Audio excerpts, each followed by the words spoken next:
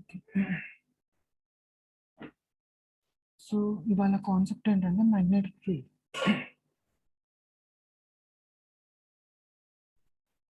Magnetic field and magnetism. Okay, magnetic field and magnetism. So మనకు నార్మల్గా magnetic field, magnetism and magnetic field. So first దీనికంటే ముందు మనకు magnet అంటే ఏంటి మనకు తెలియాలి. మ్యాగ్నెట్. సో మ్యాగ్నెట్లో ఏంటంటే మనకు డొమైన్స్, మ్యాగ్నెటిక్ డొమైన్స్ అని చెప్పేసి ఉంటాయి.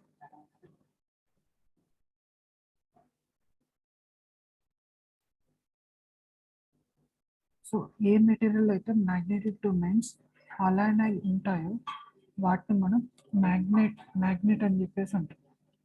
మ్యాగ్నెటిక్ డొమైన్స్ అలానే ఉంటే దాన్ని మ్యాగ్నెట్ అని చెప్పేసి అంటాం. సో ఆ మ్యాగ్నెట్కి ఉండే ప్రాపర్టీని మనం మ్యాగ్నెటిజం అని చెప్పేసి అంటాం. మ్యాగ్నెట్కి ఉండే ప్రాపర్టీని మ్యాగ్నెటిజం అని చెప్పేసి అంటాం. ఓకే, సో ఇక్కడ నుంచి ఆ ప్రాపర్టీ అక్కడ మ్యాగ్నెట్ ఎగ్జిస్ట్ చేసే ప్రాపర్టీని మ్యాగ్నెటిజం అని చెప్పేసి అంటాం. సో మరి మ్యాగ్నెట్ ఏం చేస్తుంది? ఫీల్డ్ క్రియేట్ చేస్తుంది. దాని సరౌండింగ్స్లో ఇన్ఫ్లుయెన్స్ క్రియేట్ చేస్తుంది. Magnet creates influence around it. Okay, so దీన్ని మనం మ్యాగ్నెటిక్ ఫీల్డ్ అని చెప్పేసి అంటాం. సో మ్యాగ్నెట్లో మనకి ఏంటి తెలుసు, మీకు ఆల్రెడీ తెలుసు, నార్త్ అండ్ సౌత్ పోల్స్ అని చెప్పేసి ఉంటాయి. North pole and south pole అని చెప్పేసి ఉంటాయి. ఇక్కడ నుంచి మనకు మ్యాగ్నెటిక్ లైన్స్ ఎగ్జిస్ట్ అవుతాయి. Magnetic lines of force.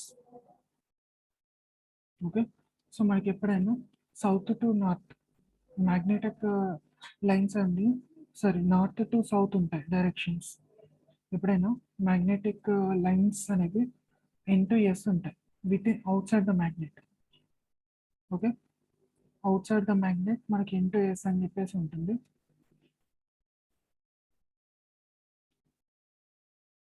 Out side the magnet.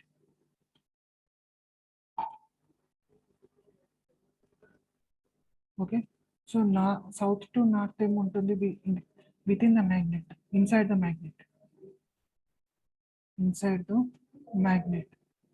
So మ్యాగ్నెట్లో డైరెక్షన్స్ వచ్చేసి సౌత్ నుంచి నార్త్కు ఉంటాయి.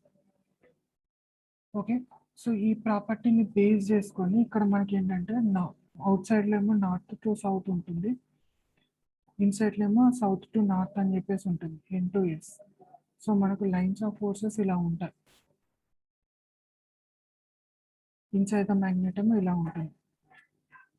ఓకే, సో ఇదంతా ఒక లూప్. ఇది టు బీ స్పెసిఫికల్లీ దీన్ని మనం లూప్ అని చెప్పేసి అనొచ్చు, magnetic loop. Magnetic loop. So magnetic లూప్లో మనకి ఇక్కడ ఎంటరింగ్ పాయింట్ అనేది లీవింగ్ పాయింట్ అనేది ఉండదు loop. Initial point final point అని చెప్పేసి ఉండదు. లూప్ అంటే no initial point, initial and final. Initial point ఉండదు, ఫైనల్ పాయింట్ ఉండదు.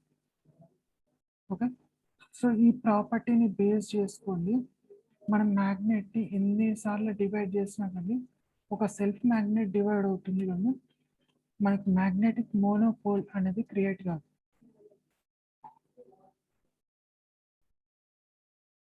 మోనోపోల్, మ్యాగ్నెటిక్ మోనోపోల్ అనేది ఉండదు. ఎందుకంటే మనకి ఇక్కడ ఇనిషియల్ పాయింట్ అనేది ఫైనల్ పాయింట్ అనేది ఉండదు కాబట్టి, అది ఇన్సైడ్ ద లూప్లో ఉంటుంది కాబట్టి. సో మనకు ఎక్కడ మనం చూసుకున్నా కానీ ఒక వేరే కాన్సెప్ట్ వస్తుంది డైవర్జెన్స్ అని, అది ఇక్కడ అవసరం లేదు. సో మనకి ఏంటంటే ఎన్నిసార్లు డివైడ్ చేసినా కానీ ఒక సెల్ఫ్ మ్యాగ్నెట్ క్రియేట్ అవుతుంది. సో క్రియేట్ అవుతాయి కాబట్టి అక్కడ మనకు మ్యాగ్నెటిక్ మోనోపోల్ అంటే ఒక నార్త్ పోల్ ఒక సౌత్ పోల్ అనేది క్రియేట్ కాదు. ఓకే, సో ఇక్కడ నుంచి మనకి ఏంటంటే మ్యాగ్నెటిక్ ఫీల్డ్ స్ట్రెంత్ ఫార్ములా ఏముంటుంది, సో అది చూసేసుకుంటే B equals to mu naught by 4 π m into D square. Okay, so D అంటే మనకు తెలిసిందే డిస్టెన్స్, మ్యూ నాట్ అంటే పర్మియబిలిటీ. ఓకే, దీన్ని ఒకసారి క్లియర్గా రాస్తాను. మ్యూ నాట్ అంటే permeability,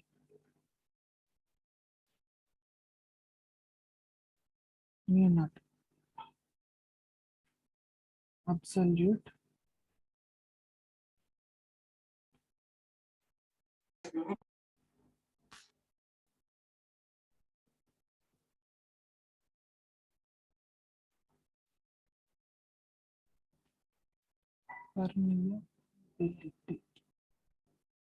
permeability. So D square అంటే ఏంటి, డిస్టెన్స్.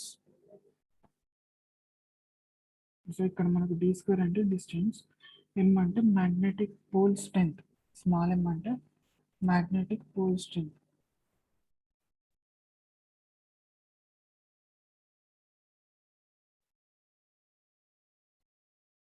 ఓకే, సో D అంటే ఏంటి, డిస్టెన్స్ బిట్వీన్ మ్యాగ్నెట్ ఫ్రమ్ అంటే distance from the field to that particular point. D అంటే డిస్టెన్స్. సో అంటే ఎంత దూరంలో ఉంది మనకి మ్యాగ్నెటిక్ ఫీల్డ్ అంటే, మనకి ఇక్కడ సపోజ్ ఇక్కడ ఒక పాయింట్ అనుకుంది, లేదు అంటే మనకు వేరే కలర్ తీసుకుంటాను. సో నాకు ఇక్కడ పాయింట్, ఇక్కడ మ్యాగ్నెటిక్ ఫీల్డ్ ఎంత ఉంది, ఇక్కడ ఎంత ఉంది, తర్వాత ఇక్కడ ఎంత ఉంది అంటే ఏంటి, మనకు సెంటర్ లైన్ యాక్సిల్ లైన్ ఉంటుంది, తర్వాత హారిజాంటల్ లైన్ రెండు ఉంటాయి.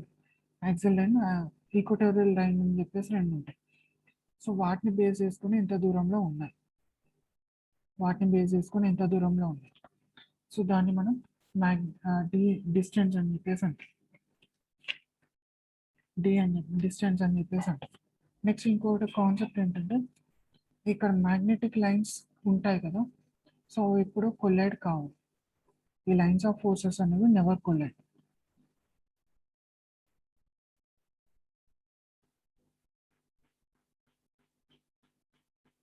ఇక్కడ కింద రాస్తాను, నెవర్ కొల్లైడ్.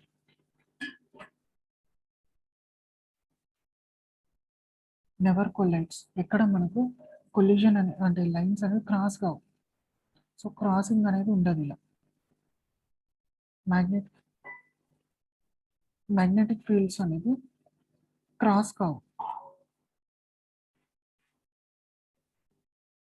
ఇది ఒక మ్యాగ్నెట్, ఇది ఒక ఫీల్డ్ అనుకుంటే మనకు క్రాస్ కావు. సో ఇలా మనకు ఎగ్జిస్ట్ కాదు.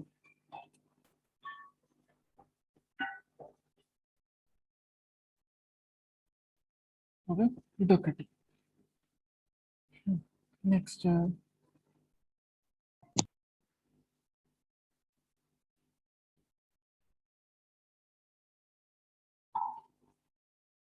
ఓకే, నెక్స్ట్ ఇక్కడ వరకు అయిపోయింది, కంప్లీట్ అయిపోయింది. తర్వాత మనకి ఏంటి, ఈ మ్యాగ్నెటిక్ ఫీల్డ్లో 2 టైప్స్ ఉంటాయి. ఒకటేమో యూనిఫామ్, ఇంకోటేమో నాన్ యూనిఫామ్. సో బీలోనే మనకు 2 టైప్స్ ఉంటాయి మ్యాగ్నెటిక్ ఫీల్డ్. బి అంటే magnetic field strength or induction, magnetic field induction అని కూడా అనొచ్చు.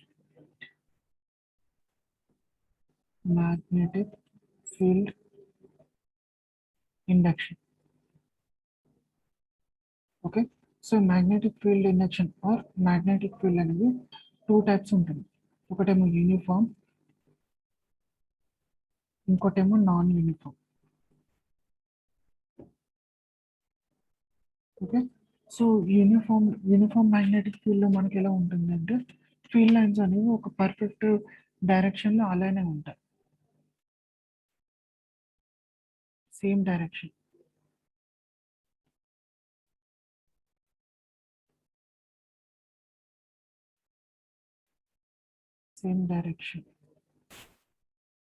ఓకే, సో ఇక్కడ నాన్ యూనిఫామ్లో ఏంటంటే సేమ్ డైరెక్షన్ ఉండదు, డిఫరెంట్ డైరెక్షన్స్ ఉంటాయి. సో ఎగ్జాంపుల్ మనం ఏం చెప్పుకోవచ్చు, ఇక్కడ ఏదైనా ఒక బార్ మ్యాగ్నెట్ ఉందనుకోండి, ఇది నార్త్, ఇదేమో సౌత్. సో ఇక్కడ నుంచి ఇక్కడికి ఫీల్డ్ లైన్స్ ఒకటే డైరెక్షన్లో ఉంటాయి. ఫీల్డ్ లైన్స్ వచ్చేసి ఒకటే డైరెక్షన్లో ఉంటాయి. సో ఇక్కడ మనకు ఏదైనా ఆపోజిట్ ఇక్కడ సేమ్ పొలారిటీస్ ఉంటాయి.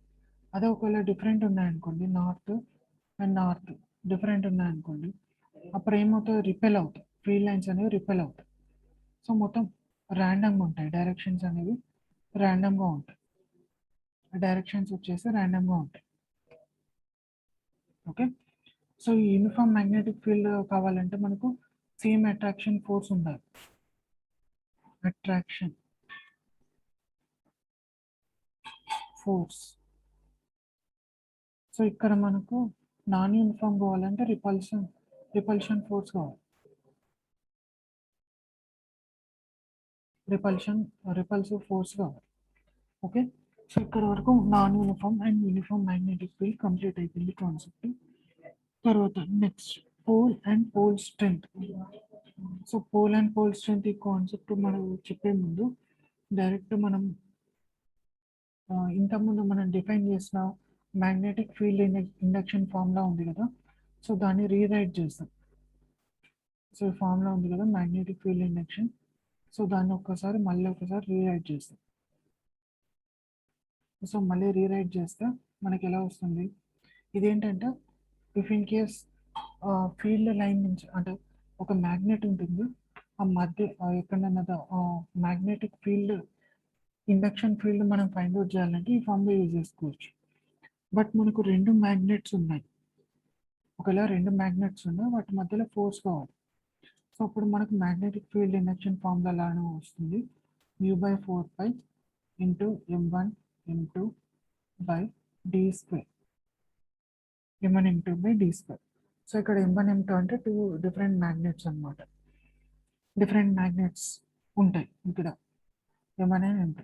సో మనం ఎప్పుడైనా టెస్ట్ చేయడం కోసం ఏదన్నా మ్యాగ్నెట్ యొక్క స్ట్రెంగ్త్ని టెస్ట్ చేయడం కోసం m2 ఆర్ m1 దాన్ని 1 అని చెప్పేసి అనుకుంటాం.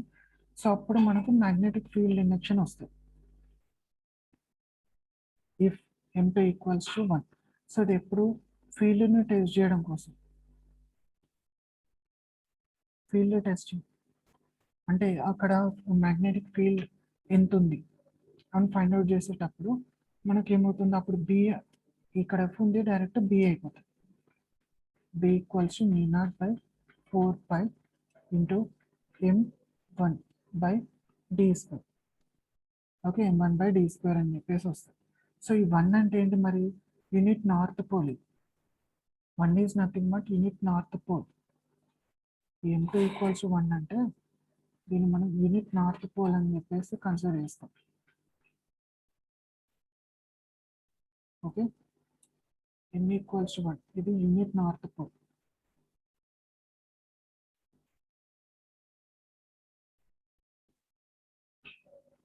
దీన్ని మనం యూనిట్ నార్త్ పోల్ అని చెప్పేసి కన్సిడర్ చేస్తాం.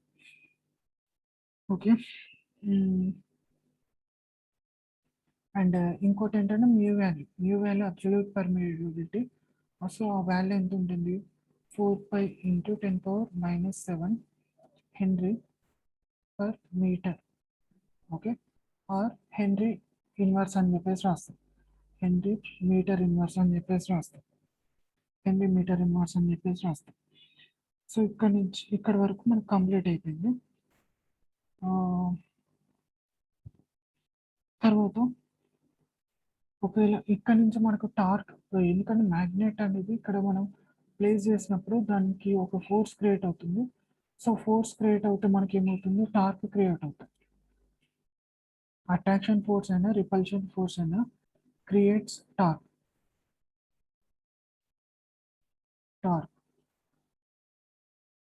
సో మరి టార్క్ ఎంత ఉంటుంది, సో అంటే మనం దానికి టార్క్ని మనం ఎగ్జర్ట్ చేయాలంటే దాని మీద మ్యాగ్నెట్ మీద ఫీల్డ్ లైన్స్ అంటే లేదు మ్యాగ్నెట్ కాదు, లేకపోతే ఏదన్నా ఒక కాన్సెప్ట్ తీసుకుందాం.